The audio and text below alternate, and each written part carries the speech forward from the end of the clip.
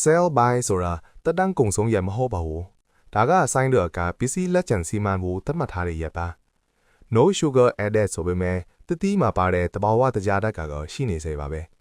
best buy ဆိုတာကအကောင်းဆုံးအရာတာနဲ့လက်ဆက်မှုကိုဆိုလိုတာပါနောက်နေ့ကျရင်ပုတ်သွားမယ်လို့မဆိုလိုပါဘူး natural ဆိုတဲ့စကားလုံးကနားထောင်ကောင်းပေမဲ့တိကျတဲ့သတ်မှတ်ချက်မရှိသလိုထိန်းချုပ်ထားတာမျိုးလည်းမရှိပါဘူး cage free ဆိုတာလောင်ငင်းထဲမပိတ်ထားတာကိုပဲပြောတာပါအပြင်မှာလွတ်လွတ်လပ်လပ်ထားတယ်လို့အောက်ဝက်မခံနိုင်ပါဘူး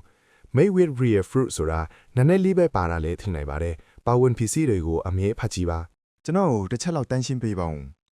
ကျွန်တော်အခုရှော့ကြတော့မယ်တိုင်းပါပဲဒီလောက်ချွေးတွေရွှဲနေတဲ့ကြားကယိုဂဆက်လုပ်နေတာလားခင်ဗျကျွန်တော်မှာမိုးတွေလောင်ဆွဲတော့မယ်တခုခုဖြန့်ပေးပါဦးကျွန်တော်ကိုဖွင့်ပေးပါဦး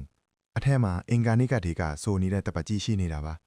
အနတ်နေလည်းမကောင်းတော့ဘူးမိုးတတ်တော်မှာပါလေဝင်လေးချော်လေးဖေးပါဦးလူကြီးမင်းအတက်လည်းစိတ်နှောက်ရှည်ဖေးရပါလိမ့်မယ်ဒီနေ့ကျွန်တော်တို့ပြေးချမှာလား